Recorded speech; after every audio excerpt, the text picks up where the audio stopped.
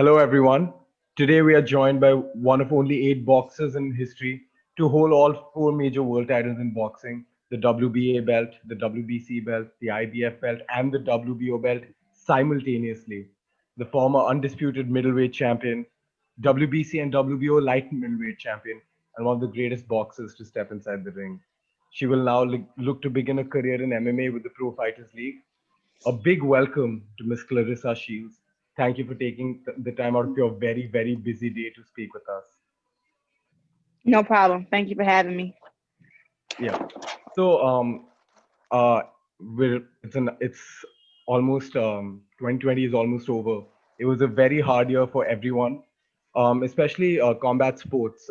Boxing was really impacted by COVID. So obviously your career got put on a hold. And this year, you've also made this massive decision to switch to MMA as well. So hmm it's been hard for everyone, but how did this year just impact your career and this decision to move to the PFL? it affected a lot of things, like as far as in me financially and how I live and stuff like that, and just been one of those years where even though I focused on boxing the whole year, I didn't do a lot of boxing, but I've been able to learn my body more and strengthen a lot of things, like go from benching 135 to 185, and also just having a clear mind to actually think about what I want to do with my future, as boxing was doing its own thing. But I had so many fights get rescheduled, it was crazy. So I was hoping to get back in the ring before 2020 was out. um didn't happen, sadly, but I did have a chance to speak with the PFL and get a deal done with them, and kind of look forward in my career, which I'm still going to box, but now I feel like it's time to just add more legacy and add more history. Like completely, yeah. Your career is already shaping out to be amazing. Considering you are moving to the PFL, so how has your relationship with Peter Murray, Ray Sefo been, and what's it going to be like for Clarissa Shields in the PFL? What's the future hold? I think it's gonna be great, and I have a good relationship with the PFL CEOs and owners. I've been able to talk with them, and that's how this came about. It wasn't like just a, "Hey, we're interested in you," sign with us. It was a real conversation, and them getting to know who I am, and me understanding who they are and what they stand for, and just to see if we were on the same page. And it was more just like, I really want to look at MMA as like a career and not just a one and done kind of show. And that's how the 3 year deal came about, and it's very lucrative. And I'm just excited to do it. That I'll actually be able to. I've already started my training, and I'm training at the Jackson Wink Gym with Johnny Bones and Holly Holm. I'm actually in training right now. I have forgot this interview was at 2 o'clock, so I just did one 5 minute round of kicking and hitting the bag and stuff, and I literally have forgot about the interview until Laura texted me, and then that's why I still have these gloves on right now, because I'm actually hitting the bag in the other room. But I can just say, like, it was a great conversation with them, and I really look forward to just having my first match, because it's going to show a lot that I can do it all.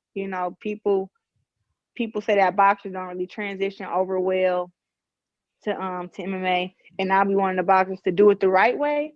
So I think I'll have a really good transition. Uh, I actually agree with you completely on that. I personally, as a fan, also really excited to see how your entire stint in MMA turns out. Like you spoke about training with at the Jackson Winklejohn Academy. What a gym! The heritage the gym has is quite unmatchable in the sport of MMA. And like you said yourself, Johnny Bones Jones, one of the greatest of all time, former light heavyweight champion. Holly Holm, one of the greatest female fighters of all time, former bantamweight champion, kickboxing champion. There's a lot of pedigree there. So apart from that, like what all went into that decision to start your MMA training at the Jackson Winklejohn Academy? It really wasn't like, at first I was just going just to meet the coaches, just to do a little training, just see what their game plan was for me. And their game plan for me was to just strengthen my weaknesses, which was also my game plan. I wasn't coming to MMA being like, "Oh, my boxing is so superb. All I need is boxing, and I'll blow these girls in the dust." Like, I'm open minded, and I'm realistic, and I'm coming to terms, and I just came to terms very, very quick that MMA is with so many different mixed martial arts, and it's best for me to be good at all of them. Like I'm great at boxing, so that's one less thing to worry about.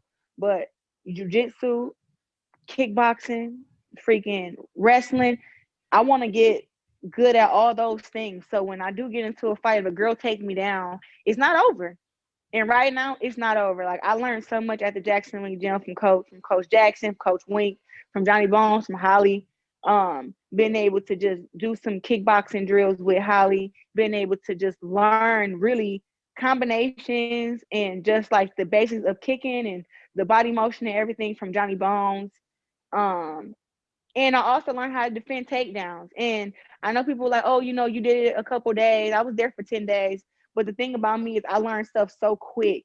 It's like once I got it, I got it. And I ask questions, and once I understand it, it's mine forever. So I learned it very quick. And Coach Wink and Coach Jackson were very intrigued by me. Every time they showed me something, I did it, and they were like, "Wow, that was perfect. Let's do it again." And of course, it's repetition, repetition, repetition.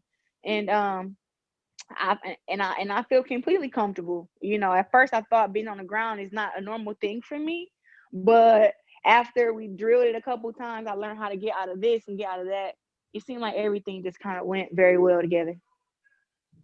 That's true. So you also spoke about this, how you want to not just be a full time in MMA. You want to manage your boxing career along with an MMA, and I think that's quite unprecedented that we don't see top caliber athletes trying to compete in two sports at the highest level at the same time. So, how do you plan on pulling that balance off?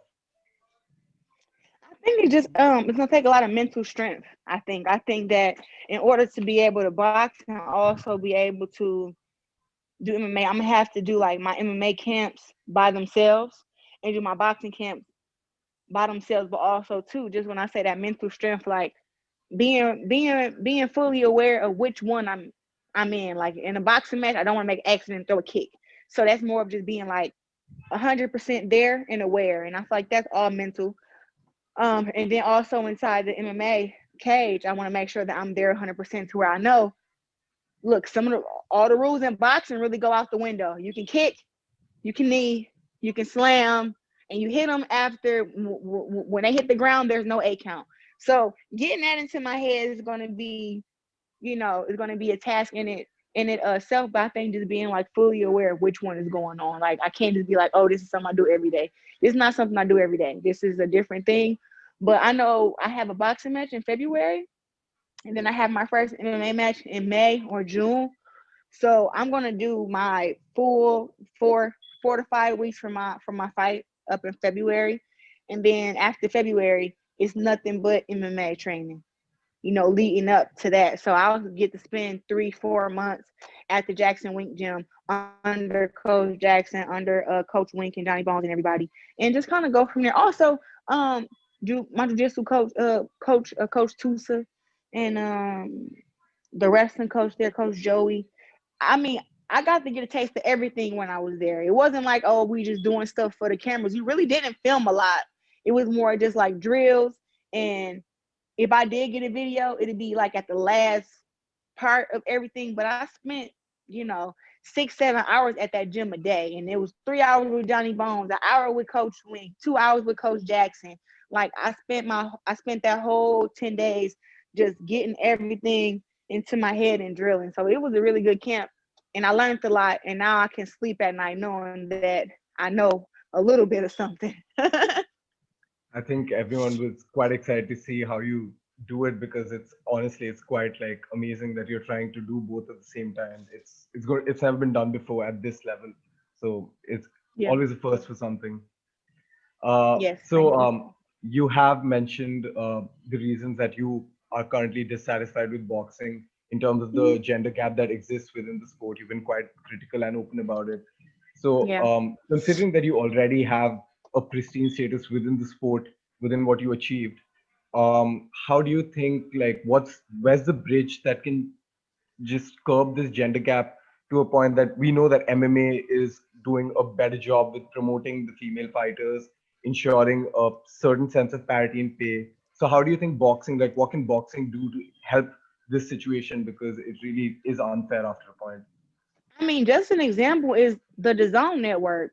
Eddie Hearn is doing a great job with all the boxing matches he's having on right now. And every card that I've seen from maybe July of this year till December have had a woman on the card. It's even been a card where there were all women and men were the undercard. But that's what it's going to take for every network in boxing to whenever they have a boxing match, have at least one women's card on, whether it's pay-per-view or whether it's on regular cable. Like, let the world know that women's boxing exists and that the networks are behind it. But if they keep showing unequality to the women, it'll never be equal. But the zone is a great example of them doing it the right way.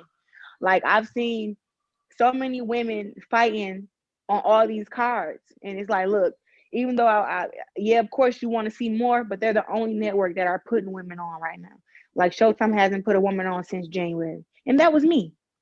You know, ESPN has only had Michaela Mayer on, I think, 2 or 3 times this year, and her opponents, of course. And Premier Boxing Champions don't have any women. They never showed a boxing match, I think, until 2012, Shelley Vincent versus Heather Hardy, and that was 2012. But if all these networks don't get on board and they don't support us and they don't, you know, promote us, then we'll never be equal, and it'll always be where it's at right now, at just a standstill or just one network doing for women's boxing.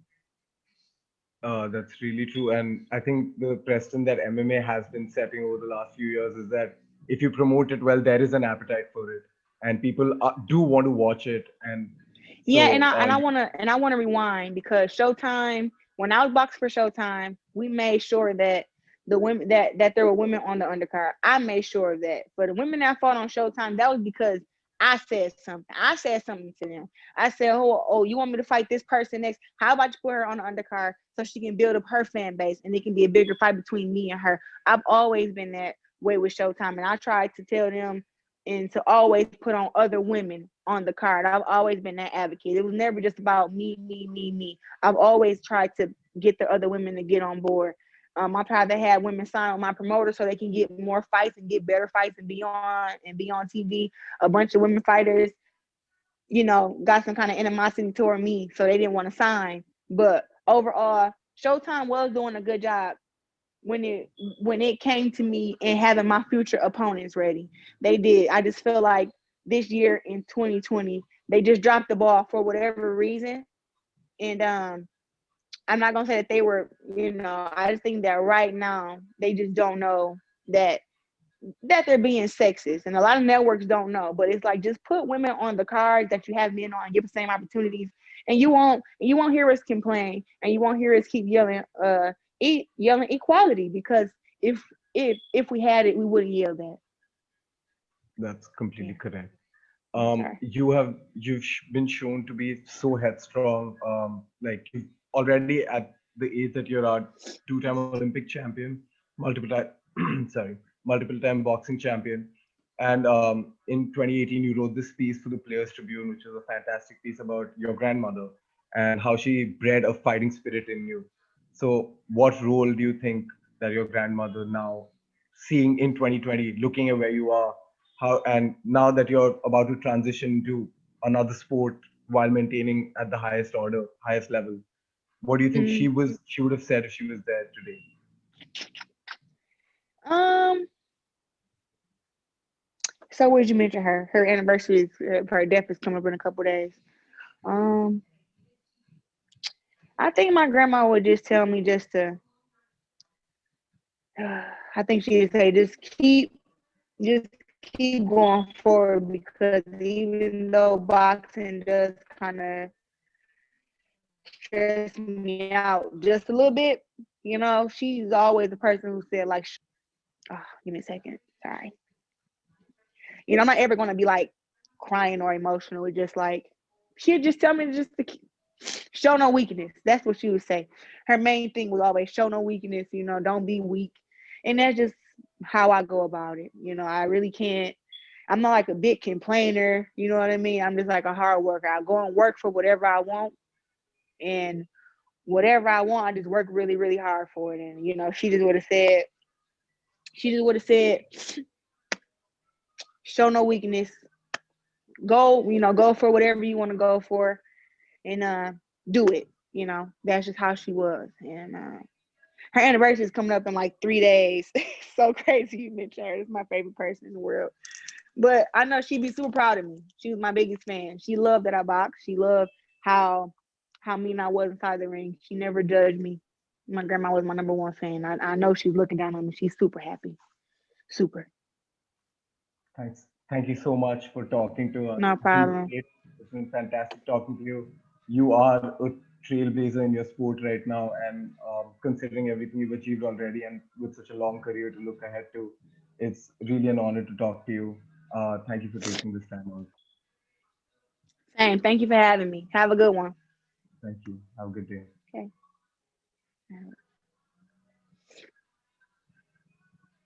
So